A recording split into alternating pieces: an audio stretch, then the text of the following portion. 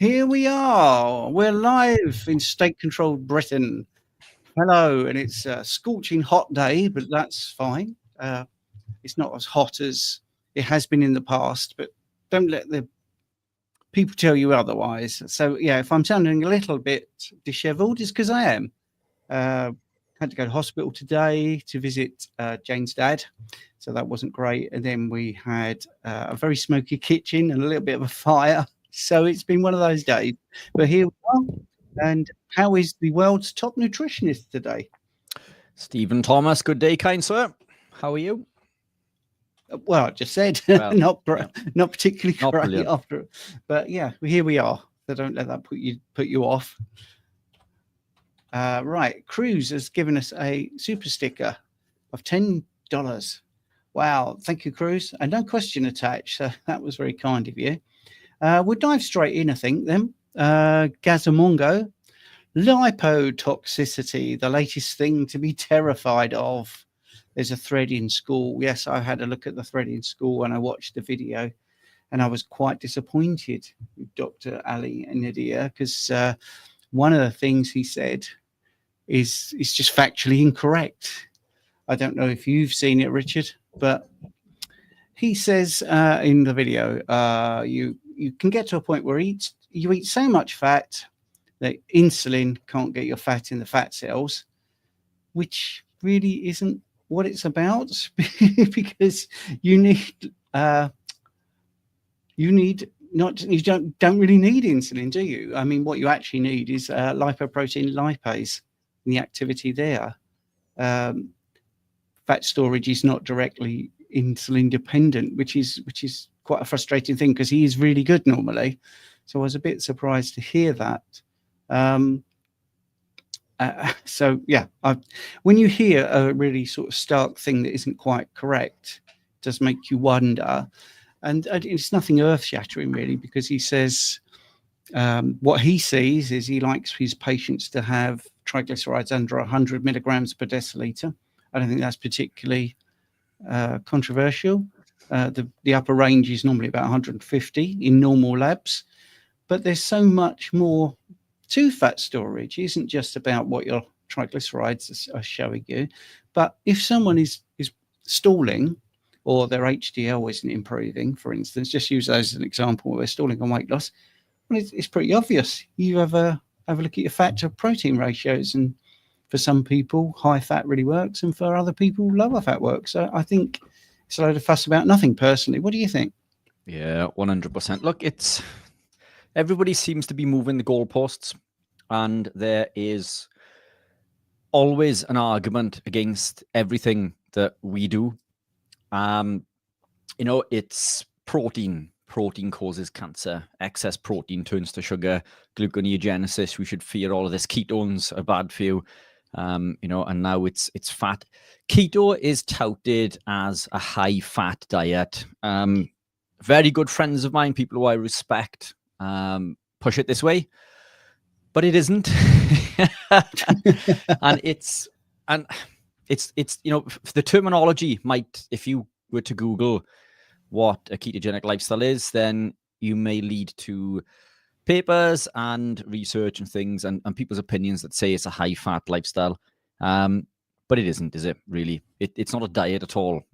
It's a metabolic state. It's a metabolic state that we're born in. It's a metabolic state that we've evolved in our entire existence. And it's not even to do with diet. In my opinion, it's environmental.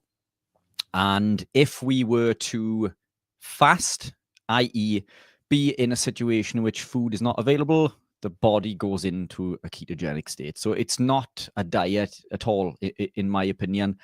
But, also, I think the opposite is true. We shouldn't fear the fat. Fat is incredibly important. Fat's been demonized since the 1950s. And this has come from falsified research done by Ansel Keys and co.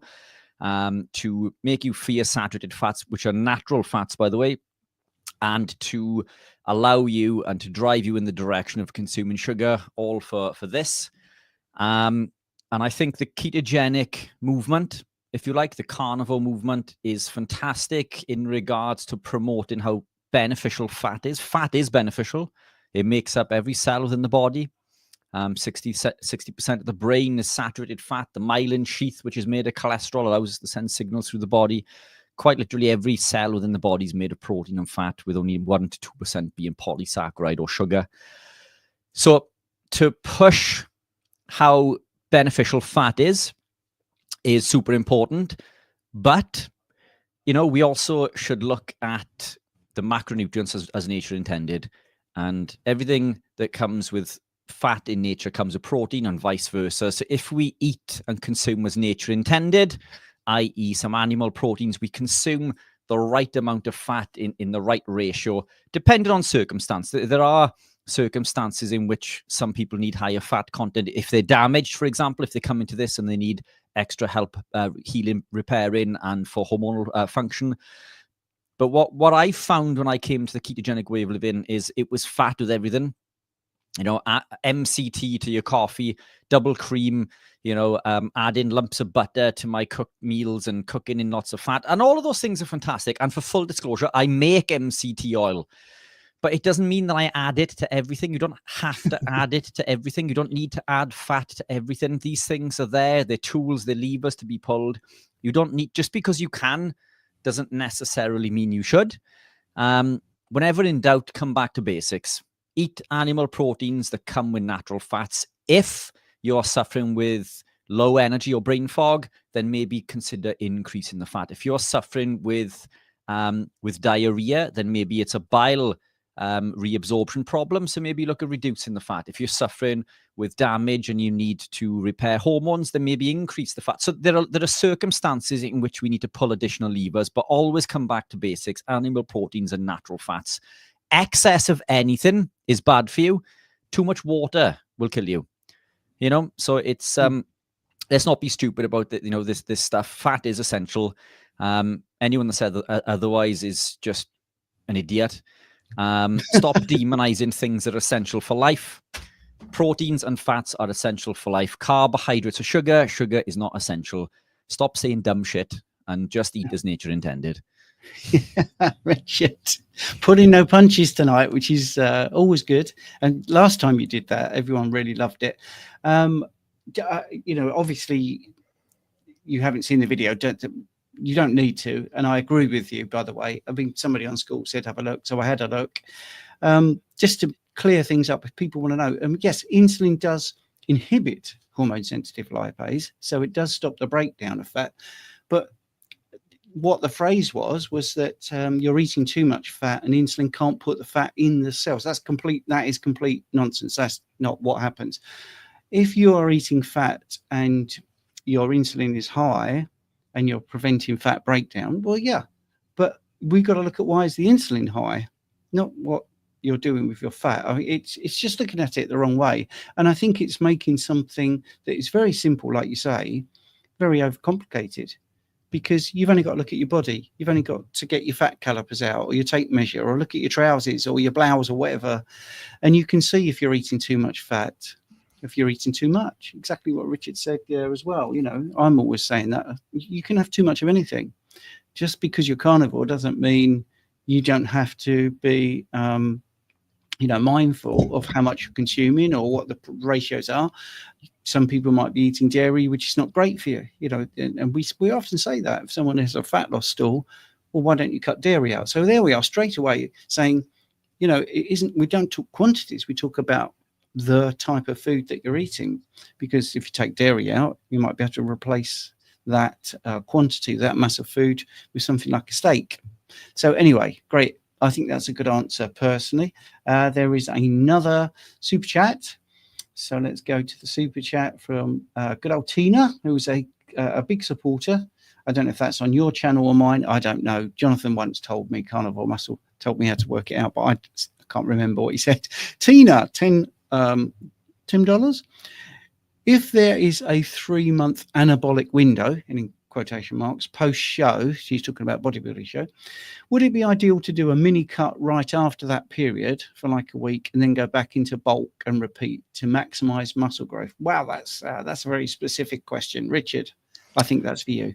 If there's a 3-month anabolic window post show, would it be ideal to do a mini cut right after that period?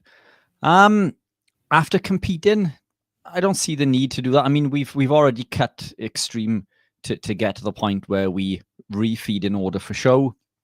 What you'll find, Tina, and you can probably attest to this, is that the body is in such a state that when you come away from the show, you end up being considerably leaner quite often, like a day or two after the show. You know, it's really difficult to make sure that we nail it on the day. No, I don't see the reason to do a mini cut straight after. I don't think it's detrimental. But look, you know, it's we call these things. My goodness, my mind's pretty dead today. Off season and in season, and it's like there is no off season. There's bulk in season and cut in season when it comes to bodybuilding. There is no off season.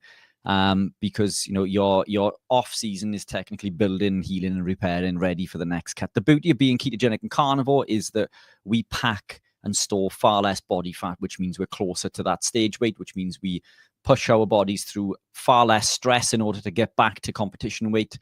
But look, I mean, you can do it. But the other thing is also true. We wouldn't spend 3 months just overloading. Also, I mean, I think it's important to listen to the body and adjust the macros on a day-to-day basis. Tina's husband Steve is currently cutting for a competition.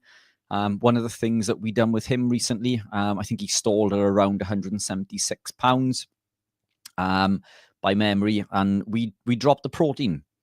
We dropped the protein, not the fat. We dropped the protein, and I think 2 days later he was 172.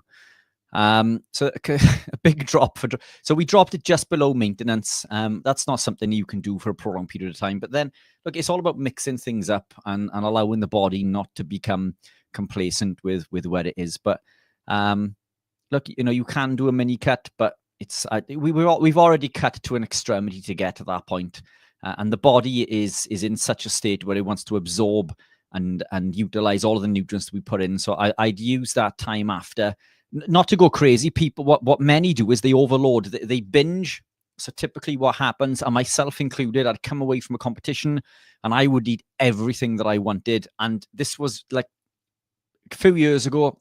I was ketogenic and carnivore, but after that, it was like everything that I wanted. You know, whatever I wanted.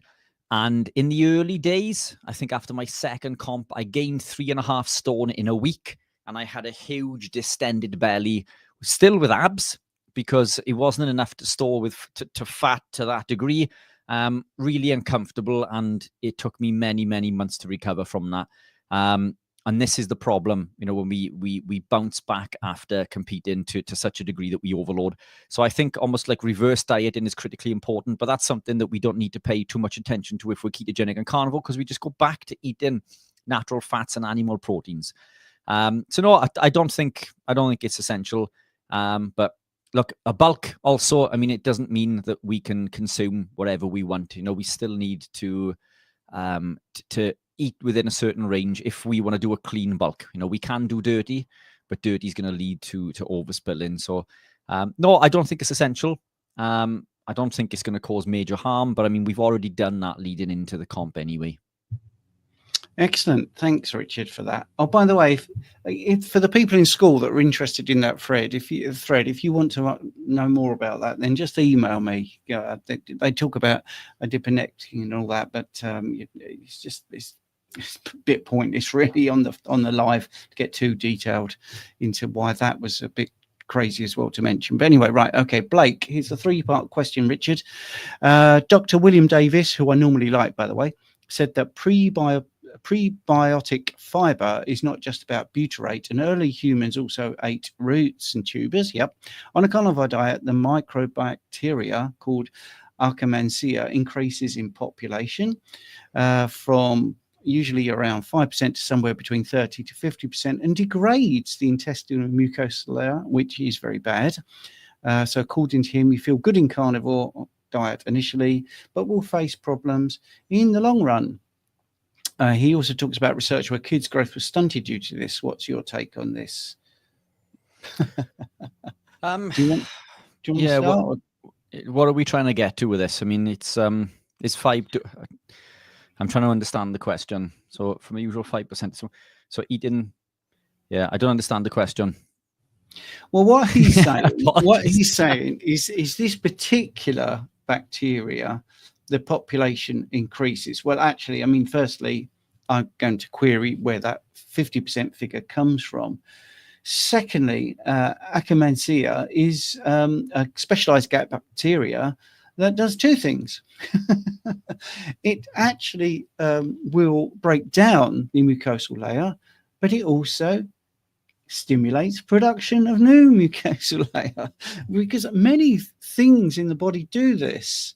You know, it's unusual for one bacteria in particular to do the two things, but normally, so if you look at like bones, there's osteoclast, osteoblast. That's what happens. Something breaks it down, something builds it up.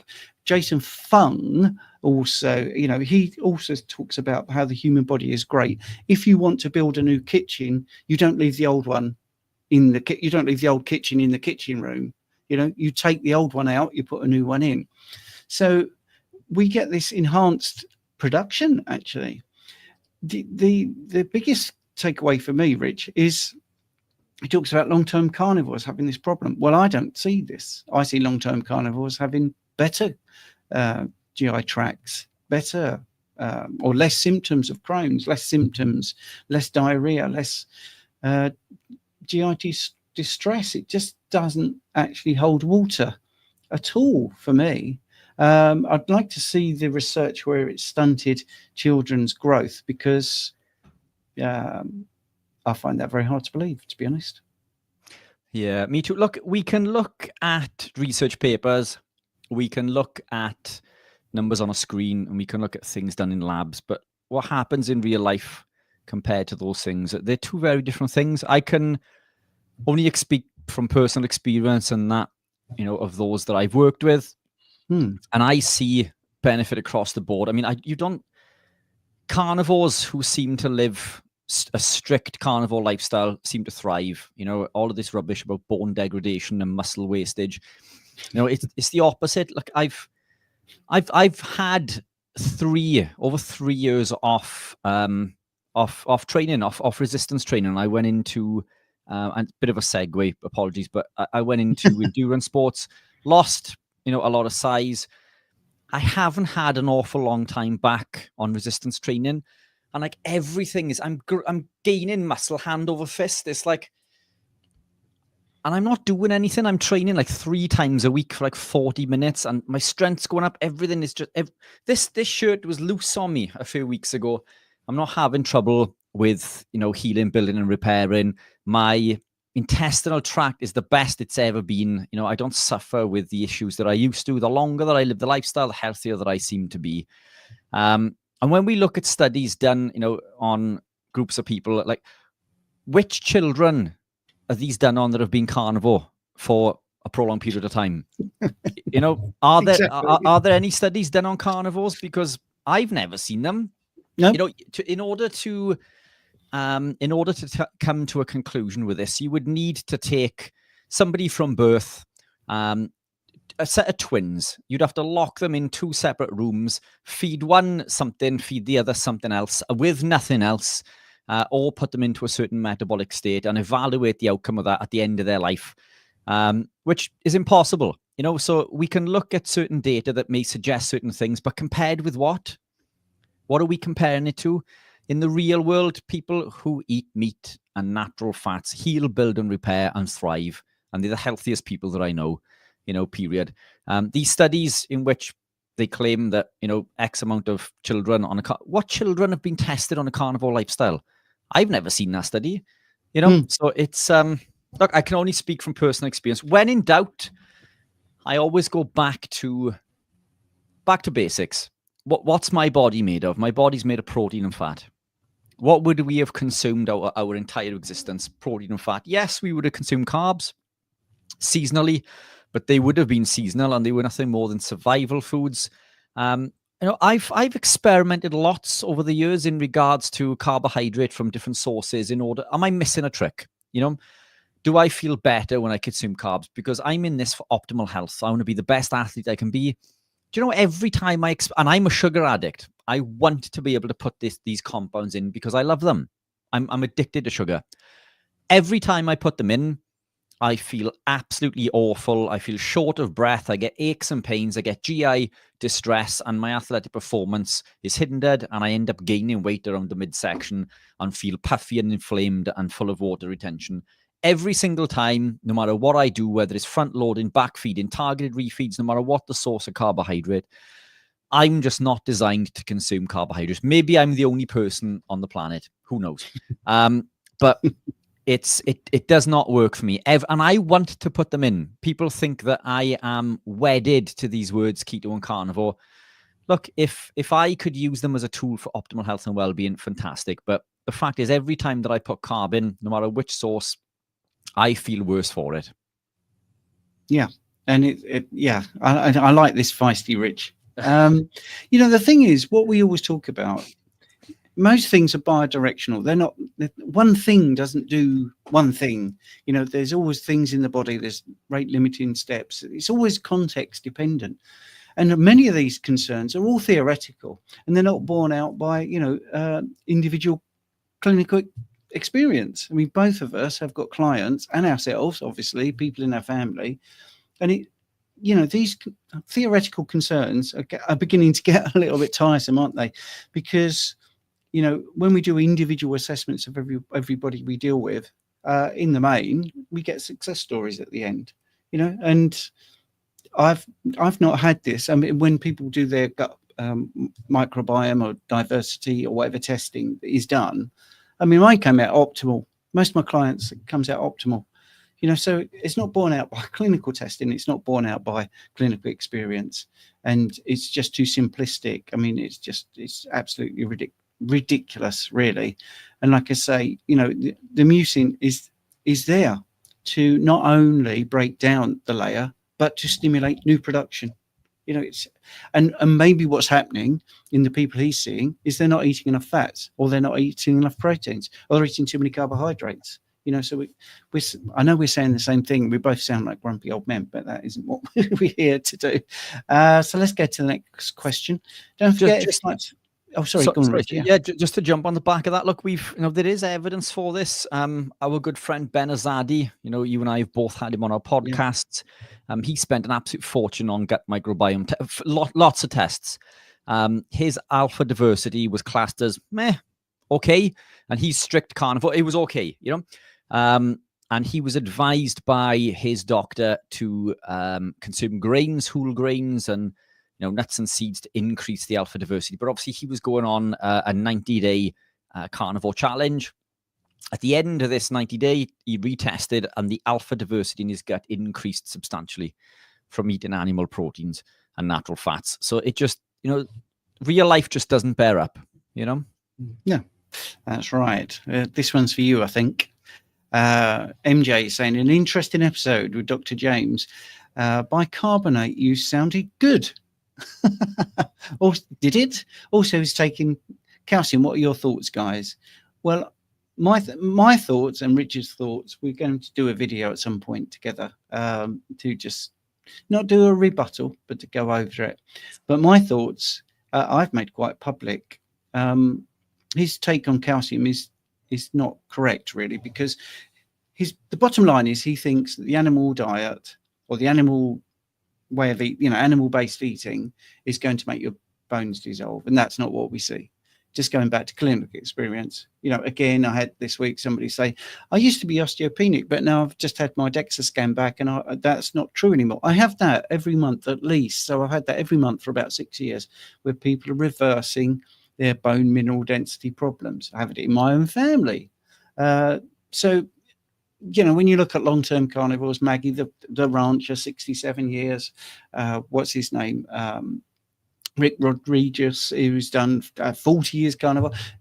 They're not seeing their bones dissolve. Well, that's the first thing. Secondly, and I sent this little phrase to Richard today, actually. The pH in the blood is not going up, or in the body, because the urine is regulating it. I mean, that's basically it. We have things to regulate our acid base. We have everything to do that. We have kidneys that do that.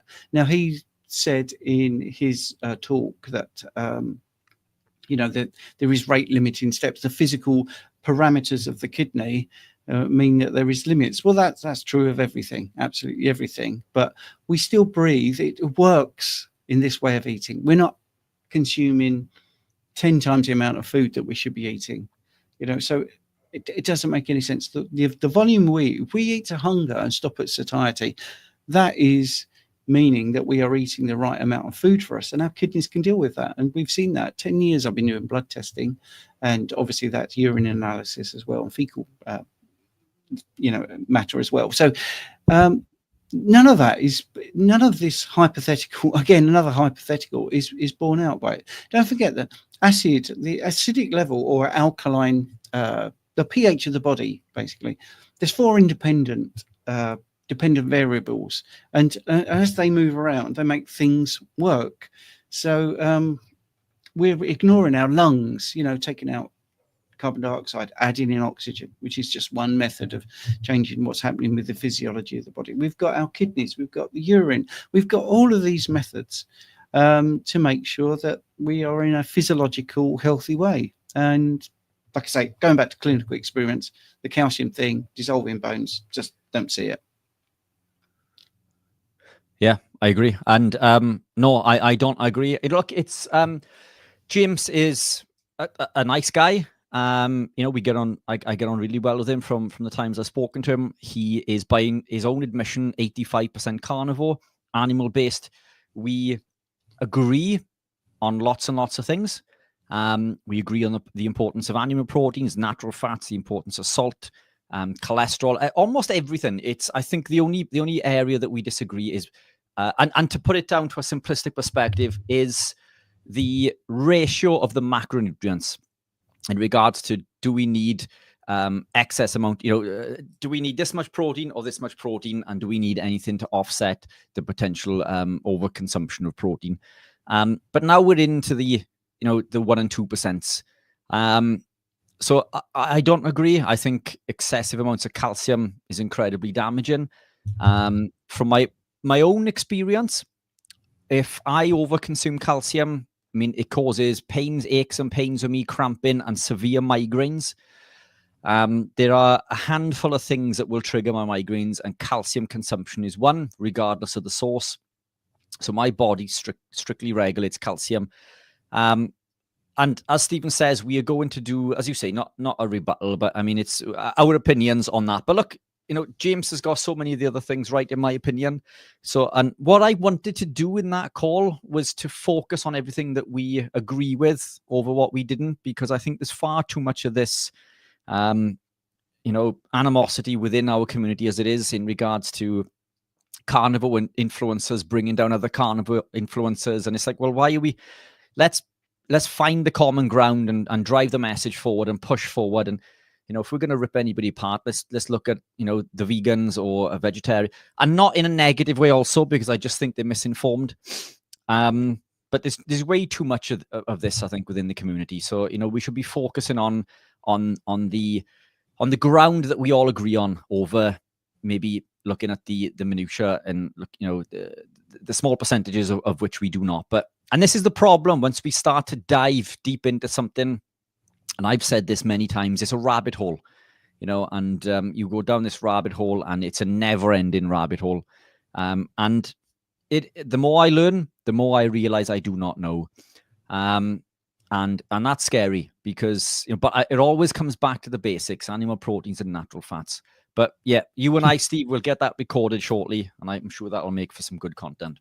Yeah, thank you for that. Now, just for people that have not watched us before, we do try to give you full and frank answers. So what Richard just said, we're not into sort of taking down other people, but if you ask us a question, then obviously we're going to give you an answer. If you like what we do, but you feel like there's not enough time to get your question in, I can't work out how to hide that question, by the way.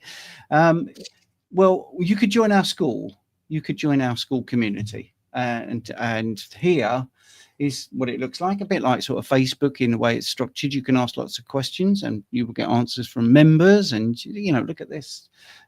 Micah asked a question, 53 replies, lots and lots of thumbs up, and lots of activity. so you don't get lost.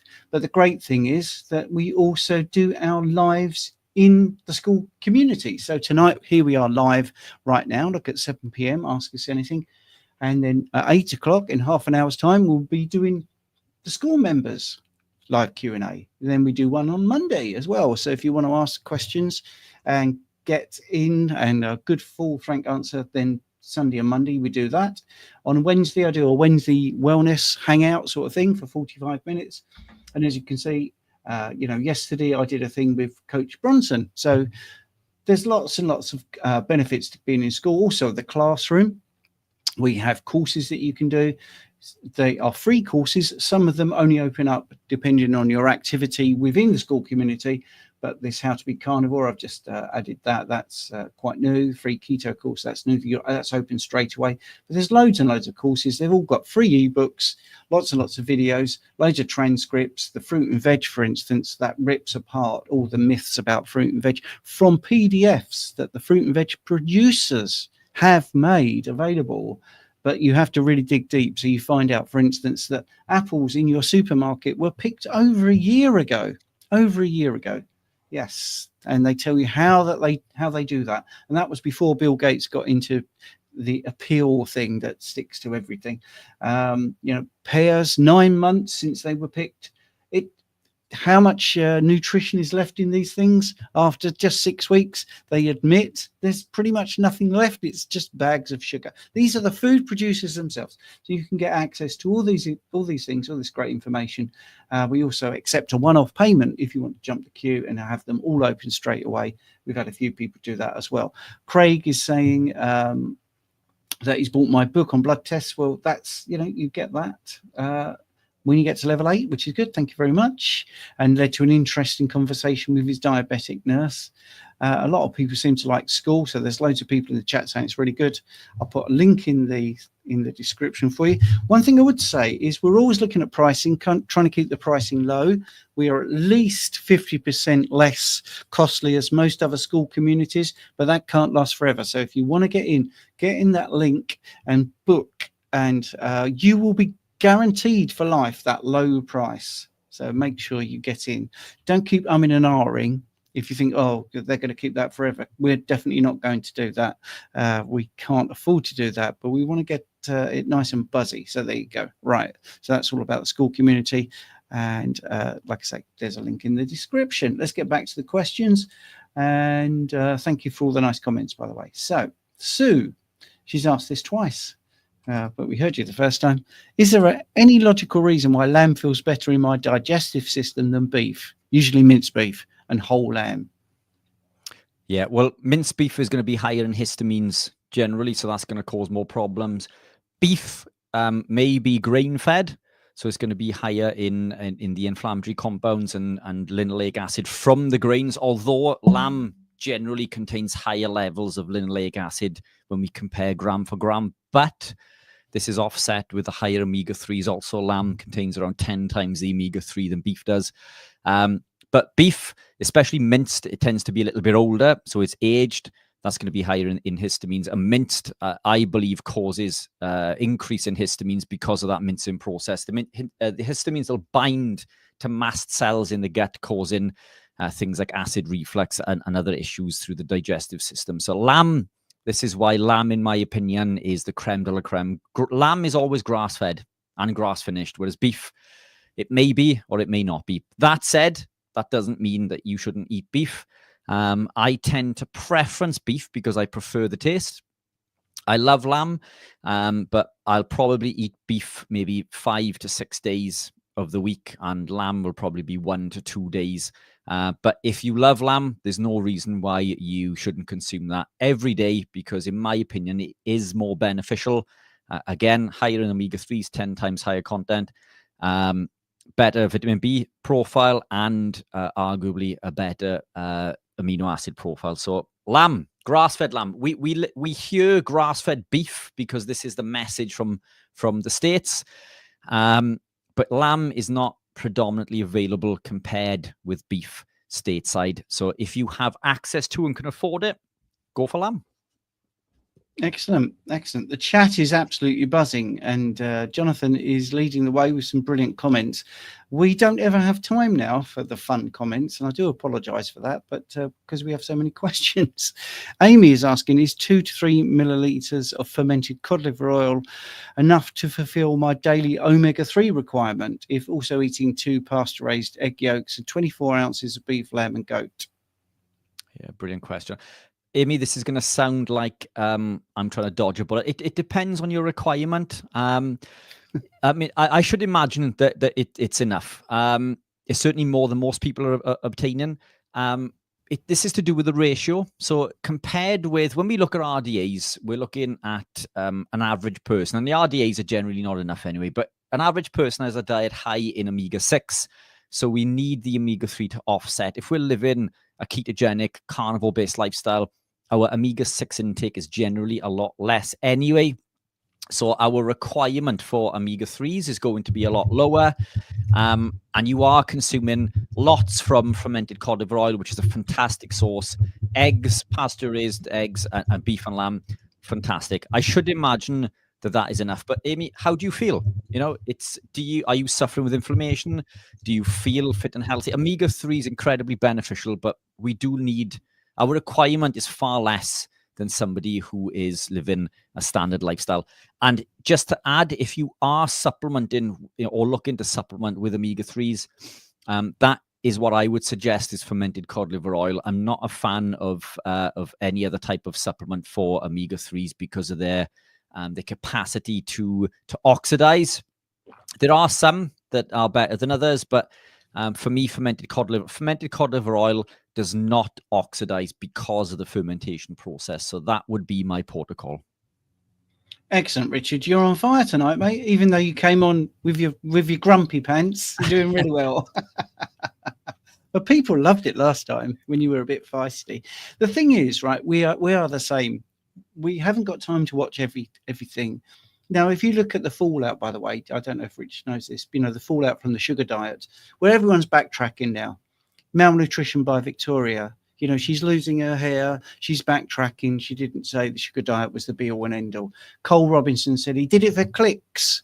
You know, even Mark Smelly Bellend is saying the same thing. You know, they're all backtracking. But we spent loads of time talking about it, didn't we? When, you know, the acid test is, you know, not referring back to Dr. James, but if you took a bunch of 7-year-olds and you said, hey, guys, we've got a new diet. It's Sour Patch Kids, it's candy, it's watermelon with sugar on and soda and not eating, you know, healthy fats. Does that sound good to you? Does it sound good? They say, yeah. Does it sound healthy? Well, not really. No, because you're telling us to eat candy and sweets and sodas. So we should have just had 2 little 7-year-olds on the screen instead of us 2 and just going, that's not healthy, guys. It's so obvious. Anyway, right.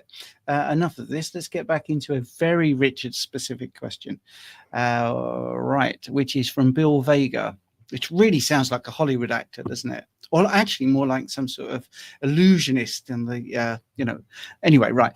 Bill Vega, I love the name. How much iodine is in Keto Pro Electrolyte Plus? Currently taking Lugol's 2%, 4 drops a day, 10 milligrams. What are your thoughts on an optimum dosage of iodine? Thanks. Yeah, brilliant question. Bill, it's trace amounts of iodine.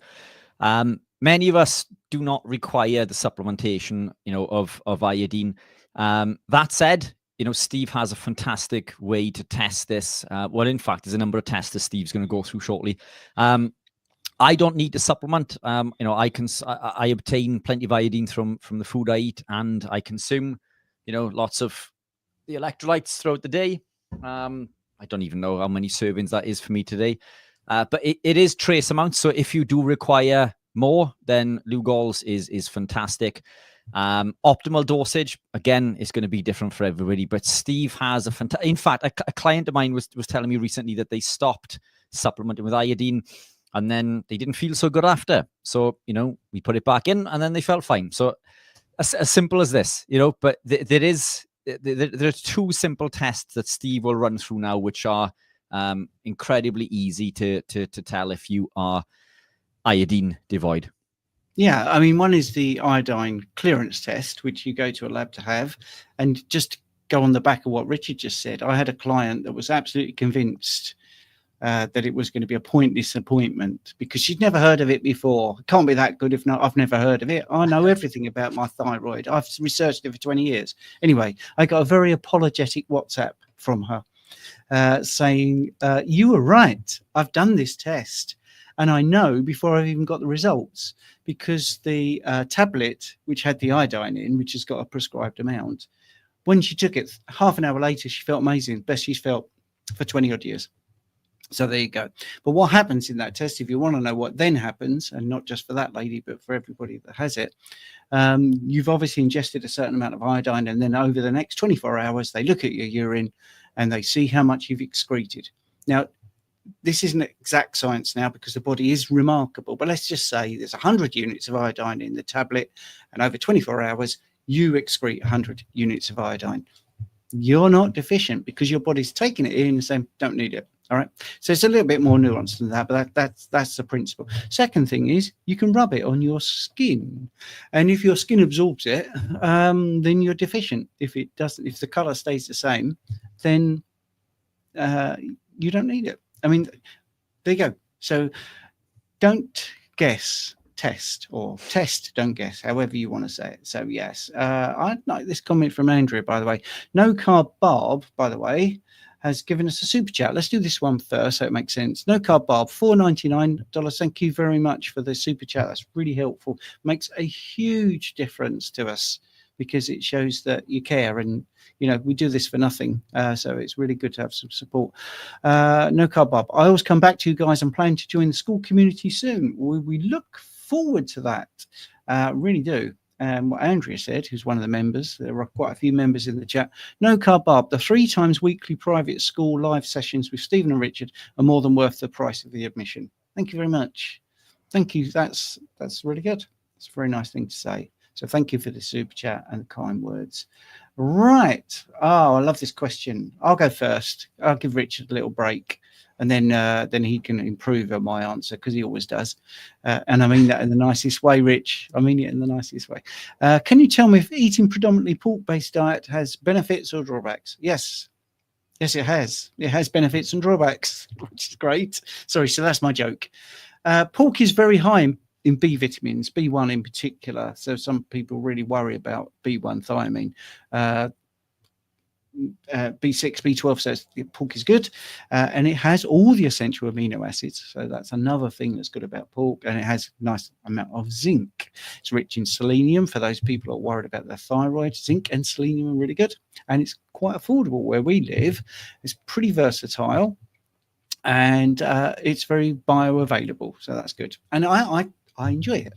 So what's wrong with it? Well, it has high omega-6, and it has lower omega-3 compared to, say, beef and lamb. And both Richard and myself love lamb. We think lamb is probably more premium than it is than beef, to be honest. Processing. This is the thing. Processing concerns. I saw a great video from Max German talking about 5 carnivore foods and the things that, you know, can go wrong. And he talked about bacon, for instance. You know, sugar being added, this being added, antioxidants being added, which was, by the way, a sugar, a derivative of sugar. So you do have to be careful of labels. Histamine, some of the pork and bacon products and sausages in particular, you know, can have a histamine issue. And because of things like sausage making, you have that variability in quality. And then you get into the higher linoleic acid as well. And, you know, some people can't eat it because cultural, religious things. So, yeah, pork is a big issue for me because I really, really enjoy it. But only today, I was talking to Jane about this. We wanted to get some home cured bacon, and it was tough to get that with a lot of fat because they tend to do the home cured. She doesn't like smoked, so you know that was difficult to get with the sort of like streaky bacon. So taste is important as well. I think you've got to enjoy your meals, but you know, bacon and eggs. Wow, it's a staple, isn't it, of the carnivore diet for some people, and you know, long may that continue. But do look at the ingredients if you do buy from a supermarket, see how it's been processed. So that's my 2 penneth. Yeah, 100% completely agree. I do consume pork. I eat bacon a few times a week. As you say, Steve, it has its benefits. It contains nitrates, which, contrary to popular belief, in my opinion, are beneficial because nitrates break down into nitrites. Nitrites increase nitric oxide. Nitric oxide is a potent vasodilator, directly correlated with longevity. That's not a reason or excuse to go out and eat lots of it, but I just don't think it's as problematic as we're led to believe. Pork, monogastric, so we should be consuming ruminant animals ideally because they have the ability to break down the toxins in many of the plants and things that they are consuming. Pigs should be wild and not fed grains, and many within captivity are fed all sorts of nasties and injected with all sorts of nasties. That said, a piece of beef is still more nutrient dense than the best vegetable on the planet. So look, it's something that I consume, occasionally. I consume it when I want to, but it doesn't make a daily part of my routine. Beef and lamb make up the daily, my daily diet. Pork, if I meet, a friend of mine, Mikey, for breakfast on a Wednesday, then I'm okay with the bacon. The bacon comes from a local butcher. It's the best quality bacon. Mangalitsa pork, which I believe you can buy also from the Real Food Company. That's really good quality. But anything that is comes from a farm that is well looked after. There are farms out there that do look after their animals, but there's obviously lots of pork out there that is injected with lots of nasty chemicals and all these other nasties that Steve's just mentioned. So look, if I'm hungry and pork is available, I'm not going to bat an eye, irrespective of where I've bought it from, providing it doesn't contain all of those nasties that I'm aware of. But pork, yeah, why not? Excellent. A couple of super chats, very kind. Andrea, 1999. I'm celebrating 6 months carnivore today. Special thanks to Coach Stephen for keeping me securely fastened with my arms and legs inside the wagon. Absolutely. And of course, you were just the right height to become a carnivore person. Right. So that's great. Thank you, Andrea. And a big supporter, as we saw earlier. This is an interesting one, and I can answer this one. I remember Fully Laden Swallow because I love the name. The reference is Monty Python, the Holy Grail, great film. Hi, a while back, you both had a gentleman on. Well, gentleman, loose. When you hear the answer, Rich, I think gentleman. Anyway, a gentleman on who presented a vid on the harms of industrial farming on wildlife. What was his name? I'm looking for his vid online and can't find it. Thank you both. Ben Hunt was that person. Very excellent presentation he did at the Carnivore Conference last year, which Richard was, the co-founder of, organised it brilliantly. And I think you're going to do it sometime next year, the next Carnivore Conference. Haven't been able to do it this year. Both of us, we put on this facade of, this, we're like ducks, we're very smooth on the top, but underneath our flippers are going like the dozen, 9 to the dozen, whatever the expression is. And sometimes, we just can't do everything that we want to do. So the Carnival Conference will be next year. But Ben Hunt was that person. But yes, he came on and spoke about all those problems. So that was great. So thank you both for supporting the channel with that. I've just popped a link to that presentation into the comments. Fantastic. You see, we all moan about Richard, but he's great, really. Right, great. Oh, and you see, this is what I like. Everyone is worried about everybody else and making sure everyone's all right. Drax of the North, is there any update on Professor Bart K? Yeah, sadly, after a little bit of respite, he's gone flooding again, power outages, sitting in the sort of semi-dark with, what's the word, Richard, where you generate a generator, an electrical generator. That's right. Sitting in his lounge in the semi-dark. So, yeah, it's not so good at the moment, but thank you for asking. Because of these things, it's difficult to get him to come on. And don't forget, because of the time differences between here and New Zealand, every time I do something with him, I'm up at 7 o'clock in the morning to sort of try and meet him halfway on the timing. So it's not great to be 7 o'clock in the morning answering questions live. But anyway, that's my update. Unless you've heard any more, Richard. No, nothing else. I mean, pushing forward. So visit Bark K's channel and offer your support if you can do. Yeah, we've tried to get him on several times, and he's well up for coming on. But as you say, there's a lot going on there. I think more pressing issues and the time difference. But we'll get Bart on at some point for an update. Yes. Okay. I'm just getting rid of some of the questions that. Oh yes, this is a funny one, and then we'll go into a more technical one. J Bud, just a fun question here. Richard, always wondered, what is the tattoo you have on your hand ever going to fill out the other arm with ink? So on there, it's a rose with just a pattern on my fingers and my thumb, and then I've got doves and things going up there. Got a tree there. I've got my little girl's name somewhere there. I've got the molecular formula for ketones coming down there. Genuine. So I am keto to the core, quite literally. I have ketones down my back. I've got an all-seeing eye on the shoulder. The plan was to cover my entire right side, but since delving into my health journey, I've discovered that tattoos are not actually healthy. They can cause, the ink causes toxicity within the body, and I wouldn't change them. I love the tattoos. I've got a portrait of my little girl on my chest and everything.